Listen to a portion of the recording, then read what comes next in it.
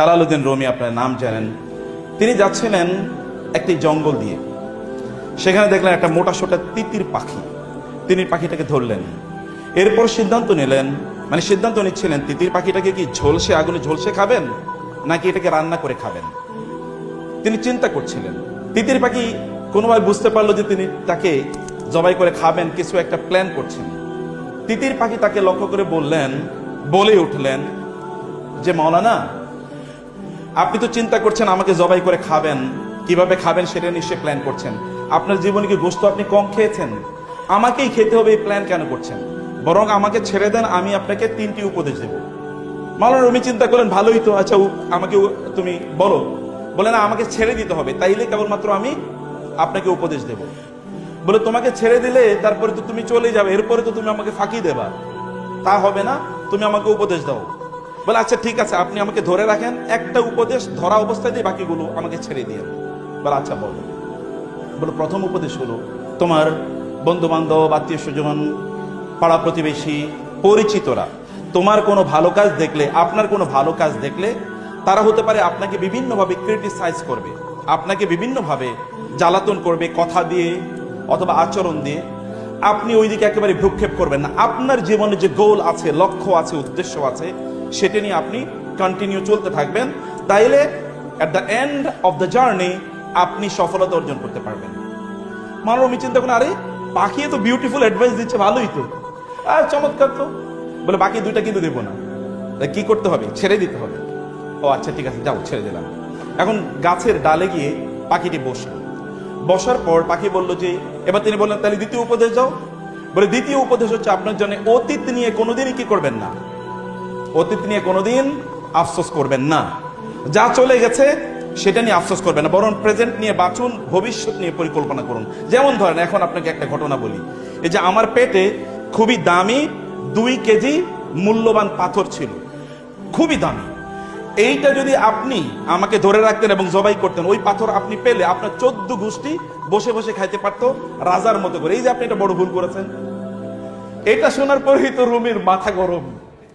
এবার রুমি তার পিছনে দৌড়াচ্ছে তারে ধরার জন্য, আর ওই পাখি এক ঢাল থেকে আরেক ঢালে যাচ্ছে। রুমি যখন ক্লান্ত, তখন তিতির পাখি বলল, দেখেছেন এই যে মাত্র আপনাকে যে উপদেশটা দিলাম, এটাই তো আপনি ভুলে গেলেন।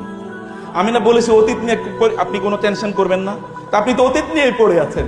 আমাকে ছেড়ে দিয়েছেন, আপনি কি আর আমাকে ধরতে পারবেন? তা তো পারবেন না। তাহলে অতীত নিয়ে পড়ে আছেন, কারণ আপনাকে প্রেজেন্ট নিয়ে, ভবিষ্যৎ নিয়ে পড়ে থাকা দরকার ছিল। বলে তাইলে ঠিক আছে, তুমি এবার আমাকে 3 নম্বর উপদেশটা দাও, 3 নম্বর উপদেশটা দাও। তিনি বললেন 3 নম্বর, মানে পাখি বলল 3 নম্বর উপদেশটা হলো, যিনি আপনার উপদেশ শুনতে চান না তাকে উপদেশ দিন না। এখন বলেন আমি কি করব? আপনি শুনবেন তো উপদেশ? ওকে, মাশাআল্লাহ, জাযাকুমুল্লাহ খায়ের। এটা নাসিরউদ্দিন হুজ্জা এক জায়গায় গিয়েছিল, আপনি জানেন তো। ওইখানে যাওয়ার পর মানে তাকে আসলে বিপদে ফেলতে চেয়েছিল, কারণ যেখানে যান ওইখানে সুন্দর কথা বলেন তিনি, প্রশ্নের উত্তর ভালো করে দেন। তো এবার এমন প্রশ্ন করলো যে প্রশ্নের উত্তর উনি জানেন না।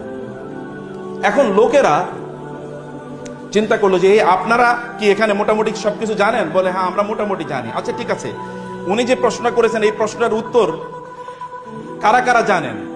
তো একেবারেই জানেন এরকম তো বলতে পারেন। একদল লোক হাত তুললো একেবারে হালকা করে যে জানি, আর আরেক দল হাত তোলে নেই। তিনি বললেন যে যারা জানেন তারা ওনাদেরকে জানিয়ে দেন, আসসালামু আলাইকুম ওয়া রাহমাতুল্লাহ। তো আমি হয়তো যা বলবো হতে পারে most of the things will be known to you, but still it is a reminder. আপনি দেখবেন যে সফল অর্জনে 3টে মৌলিক মানদণ্ড আছে। এর মধ্যে একটা মানদণ্ড হচ্ছে আপনার ফোকাস থাকতে হবে, যে আপনি কি করতে চান, আপনার ব্যক্তিত্ব থাকতে হবে, এবং একদল ডেডিকেটেড লোক থাকতে হবে যারা আপনার কাজটি তারা আপনার পক্ষে অথবা আপনার অনুপস্থিতিতে, আপনার উপস্থিতিতে বা আপনার অনুপস্থিতিতে করে বেড়াবে। আপনারা বলেন তো, মুহাম্মদুর রাসূলুল্লাহ সাল্লাল্লাহু আলাইহি ওয়াসাল্লাম বাইরে এমন কে আছেন যিনি বলতে পারেন তার চারিদিকের যে সকল লোকেরা, এই লোকেরা তার চারপাশে যারা ছিল তারা এমন যে রাসূলুল্লাহ সাল্লাল্লাহু আলাইহি ওয়াসাল্লামের অনুপস্থিতি গোটা মানব জাতি এক মুহূর্তের জন্য টের পায়নি। রাসূলুল্লাহ সাল্লাল্লাহু আলাইহি ওয়াসাল্লামের ইন্তেকালের পর খলিফা হলেন কে? ওমর ইবনে আবু বকর রাদিয়াল্লাহু তাআলা আনহু। আবু বকর তো উম্মার মধ্যে মোস্ট লেনিয়েন্ট, মোস্ট কম্প্যাশনেট, এবং এত মানসিকভাবে তিনি এতটা কোমল যে তিনি রাসূলুল্লাহ সাল্লাল্লাহু আলাইহি ওয়াসাল্লামের অনুপস্থিতিতে তিনি নামাজ পড়াবেন ওইখানে, এটাই চিন্তা করতে পারছিলেন না। কোরআন তেলাওয়াত করলে তিনি কাঁদেন, নামাজে দাঁড়ালে তিনি কাঁদেন, খুবই কোমল হার্টেড একজন মানুষ। কিন্তু যখন ইসলামকে রক্ষা করার প্রশ্ন আসলো, তখন তিনি, এই মানুষটি যিনি পৃথিবীর সবচেয়ে কোমল মানুষ, তিনি বলে উঠলেন, আয়ানকুসুদ্দিন ওয়া আনা হাইয়ুন, আবু বকর বেঁচে থাকতে ইসলামের গায়ে একটা আঁচড় ফেলবে, কেউ এটা কখনো হতেই পারে না। এবং তিনি তৎকালীন রিদ্দার অর্থাৎ তিনটি এলিমেন্ট, একদল লোক তারা তাদের নিজেকে নবী দাবি করেছে, আমরা জানি ফলস প্রফেট, আর একদল লোক তারা ডিনাই করেছে জাকাত দিতে, জাকাত দেবে কিন্তু তারা আবু বকরের কাছে জাকাত দেবে না রাদিয়াল্লাহু তাআলা আনহু। এবং 3 নম্বরে একদল লোক তার অ্যাপোস্টেসি, যেটাকে বলা অ্যাপোস্টেট মানে তার মুরতাদ হয়ে গেল। এই যে 3টা বিশাল ঘটনা, ওমরের মতো ব্যক্তি এখানে পেরেশান হয়ে গিয়েছেন। যখন ওমরকে তিনি ডাকলেন, তিনি বললেন, ওমর আমি এদের বিরুদ্ধে যুদ্ধ করতে চাই। ওমর বললেন, আপনি যুদ্ধ করবেন? এই 3টা ফ্রন্টে চারিদিকে এরকম বিদ্রোহ, এত বিদ্রোহী গ্রুপের বিরুদ্ধে কিভাবে যুদ্ধ করা যায়? আবু বকর রাদিয়াল্লাহু তাআলা বললেন, ওমর যান, খাওয়ানুন মানে জাব্বারুন ফিল জাহিলিয়াতি খাওয়ানুন ফিল ইসলাম। জাহিলি যুগে তো আপনাকে বাঘ হিসেবে আমি চিনতাম, কিন্তু ইসলামে এসে কোনো আপনি দুর্বল হয়ে গেলেন কেন? ঠিক আছে, আপনার সাহায্য লাগবে, আমি একাই যুদ্ধ করব। কিছুক্ষণ পরে ওমর ফিরে এসে বললেন, ওয়াল্লাহি লাকাদ রাআইতু আন্না আল্লাহ ক্বাদ শারাহা সাদরা আবি বকর লিল কিতাল।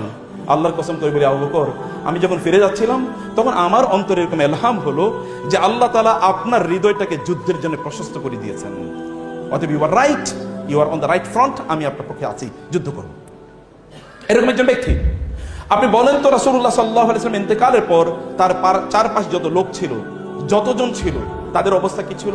ঐতিহাসিক বালাজুরি তিনি বলেছেন, যখন মুহাম্মদুর রাসূলুল্লাহ মক্কায় আসেন, আরবে তিনি আসেন, তখন আরবে লেখাপড়া জানতো কেবলমাত্র 17 জন লোক, কেবলমাত্র। এর মধ্যে আবার নারী একজনও ছিলেন না। যখন তিনি ইন্তেকাল করেন তখন প্রায় 1.5 লক্ষ লোক তারা লেখাপড়া জানে। আপনি জানেন বর্তমান পৃথিবীতে আমরা তো এমন একটা সোসাইটিতে, এমন একটা পৃথিবীতে বসবাস করছি, সেখানে প্রায় প্রচুর পরিমাণ লোক তারা শিক্ষিত। বাংলাদেশে প্রায় 40 ঊর্ধ্ব মেডিকেল কলেজ আছে, সরকারি, এরপরে তো বেসরকারি আছেই। আপনাদের এখানেও শুনলাম প্রচুর পরিমাণ নারীরা এখন শিক্ষা, এখানে শুনলাম যে 2/3 হচ্ছে এখানে ফিমেল স্টুডেন্টস। এবং অন্যান্য মেডিকেল কলেজগুলোতে গিয়ে আমরা একই দৃশ্য দেখেছি, সেখানে ফিমেল স্টুডেন্টদের সংখ্যা মেলদের চেয়ে অনেক বেশি। তার মানে অনেক এগিয়ে যাচ্ছে আলহামদুলিল্লাহ। কিন্তু এখনো জানেন এই পৃথিবীতে বিএ পাশ করা লোকের সংখ্যা কত আনুপাতিক জানেন? মাত্র 2%। গোটা পৃথিবীতে বিএ পাশ করেছে, ব্যাচেলর ডিগ্রি নিয়েছে, এরকম লোকের সংখ্যা মাত্র 2%। অথচ আমরা কিন্তু ইউনিভার্সিটির অভাব দেখি না। বাংলাদেশে প্রায় শতাধিক ইউনিভার্সিটি আছে, প্রাইভেট ইউনিভার্সিটি, এরপরে পাবলিক ইউনিভার্সিটি তো আছেই। এমত অবস্থায়ও আমেরিকাতে প্রায় 10,000-এর মতো ইউনিভার্সিটি আছে বলে বলা হয়। তাহলে এত বেশি ইউনিভার্সিটি থাকার পরেও শিক্ষার হার তাইলে কোথায় গিয়ে দাঁড়িয়েছে? শিক্ষার হার কোথায় গিয়ে দাঁড়িয়েছে? মাত্র 2% লোক তারা বিএ পাস করেছে বলে এটা ধরা হয়। তাহলে মোস্ট সাকসেসফুল ম্যান যদি আপনি পৃথিবীতে দেখতে চান, সেটা যে কোনো ফ্রন্টে হোক না কেন, আপনার ফ্যামিলি লাইফ অথবা আপনার social life, you will have to come to only 1%। তিনি হচ্ছেন মুহাম্মদুর রাসূলুল্লাহ সাল্লাল্লাহু আলাইহি ওয়াসাল্লাম। তার ইন্তেকালের পর এক একজনই যথেষ্ট। যদি আপনি উসামা ইবনে যায়েদের কথা বলেন, বাইজান্টাইনদের বিরুদ্ধে, বাইজান্টাইন মানে হচ্ছে তৎকালীন রোমান এম্পায়ার, অর্থাৎ আধুনিক ইউরোপ, দুটো পাওয়ার যদি গোটা পৃথিবীকে নিয়ন্ত্রণ করে আমরা বলি, একটা আমেরিকান কন্টিনেন্টাল পাওয়ার বা আমেরিকান পাওয়ার হল ইউরোপিয়ান পাওয়ার। এই ইউরোপিয়ান পাওয়ার ছিল রোমান পাওয়ার। এই রোমানদের বিরুদ্ধে যুদ্ধ করার জন্য একজন যুবককে পাঠানো হয়েছে, তার বয়স মাত্র 18 অথবা 17। এরকম একজন নয়, এরকম অসংখ্য, এরকম হাজারো যুবক ছিলেন যারা রাসূলুল্লাহ সাল্লাল্লাহু আলাইহি ওয়াসাল্লামের অনুপস্থিতি কাউকে ট্যারি পেতে দেন নাই। এটা মানবতার ইতিহাসে কেবল একজন মানুষের পক্ষে সম্ভব, আর কারো পক্ষে এটা সম্ভব হয় না। আমরা তো দেখি আমাদের অত্যন্ত শক্তিশালী মানুষদের সাথেও যারা থাকেন, তারাও হাজার হাজার টাকা লুট করেছেন, তাদের মধ্যে নৈতিকতা ডেভেলপ করেনি।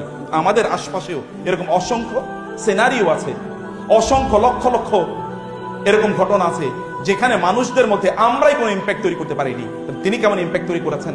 অতএব মোস্ট সাকসেসফুল ম্যান যদি আপনি চান এই পৃথিবীতে, তাহলে আপনাকে অবশ্যই তার কাছে যেতে হবে।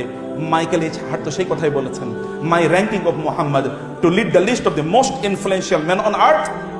আমার মুহাম্মদ সাল্লাল্লাহু আলাইহি ওয়াসাল্লামকে যে আমি এই পৃথিবীর সবচেয়ে প্রভাবশালী মানুষ হিসেবে নির্বাচন করেছে আমার বইয়ে, দ্য 100 বইয়ে, এটা হতে পারে কেউ প্রশ্ন করবে, কার হয়তো বা ব্রোটা বড় করে দেবে, তার হয়তো কপালে একটা ভ্রু কুঞ্চন থাকবে, কিন্তু আমি জানি রিলিজিয়াস এন্ড সেকুলার গ্রাউন্ডে, অর্থাৎ দুনিয়া এবং আখেরাত, দিন এবং দুনিয়া, এই দৃষ্টিতে তার ধারে কাছেও কেউ আসতে পারে না।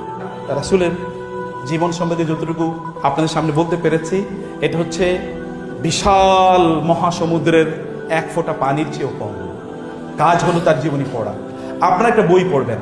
একজন বোন ইসলাম গ্রহণ করেছে, তিনি ঢাকার একটা সরকারি বিশ্ববিদ্যালয়ে তিনি প্রফেসর। এবং তিনি আমাকে বলেন, স্যার আমার স্বামীকে তো তিনি তো ইসলাম গ্রহণ করেন না, উনি খুলনা একটা ইউনিভার্সিটিতে বড় পদে তিনি চাকরি করেন, আমরা আপনার স্বামীকে শুধু দাওয়াত দিয়ে নিয়ে আসেন। বলে, স্যার আসবেন আপনার কাছে কেন? বলে, তাইলে তো আপনি তাকে ইসলামের দাওয়াত দেবেন, জীবন আসবে না। আমি বললাম, আপনি ওনাকে নিশ্চিত করেন আমি ইসলামের ব্যাপারে একটা কথা বলবো না তাকে। তো 1 মাস 2 মাস চেষ্টা করার পরে তার স্বামীকে নিয়ে আসলেন। আসার পরে আমি চাটা খাওয়ালাম, কথাবার্তা বললাম, গল্প।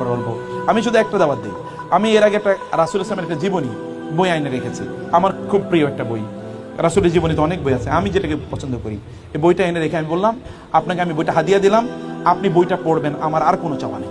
আপনি তো অনেকের জীবনী পড়েছেন, জীবনী উনি তো মুহাম্মদ সাল্লাল্লাহু আলাইহি ওয়াসাল্লাম তো পৃথিবীর সকল বড় বড় জ্ঞানী বিজ্ঞানীদের কাছে গ্রেট অথবা গ্রেটেস্ট, তাদের কথাই, আমি অমুসলিমদের কথা বলছি। তো আপনি একজন অন্যান্যদের জীবনী যেরকম পড়েন একটু পড়েন, আপনি শুধু এটা পড়বেন, পড়ে এরপর আপনি আমার সাথে দেখা করবেন। 2 মাস পরে ওই ভদ্রলোক এসে বলে, স্যার আমি মুসলমান হব, শুধু রাসূলের জীবনী পড়ছে। বিশ্বাস করেন তার জীবনের একটা মিরাকল, মুজিজা, জীবন্ত মুজিজা। জি আচ্ছা, বইটার নাম হলো রাসূলে আরবি, রাসূলে সফিউর রহমান মুবারকপুরী ওনার বই রাসূলে আরবি। তো এটা একজন মানুষ যদি সত্যি অর্থে ওপেন মন নিয়ে রাসূলের জীবনী পড়ে, she is bound to follow the Prophet sallallahu alaihi wasallam। আমি এই দুটো দাওয়াত আপনাদেরকে দিয়ে গেলাম, ইসলামকে ভালো করে বুঝেন এবং রাসূল ইসলামের জীবনীটা পড়েন। ইসলামকে বোঝার জন্য কোরআন বোঝা মাস্ট। আপনি যদি কনফিউশন দূর করতে চান ইসলাম সম্পর্কে এবং ওদের শিকারে পরিণত না হতে চান, তাহলে কোরআন বুঝেন।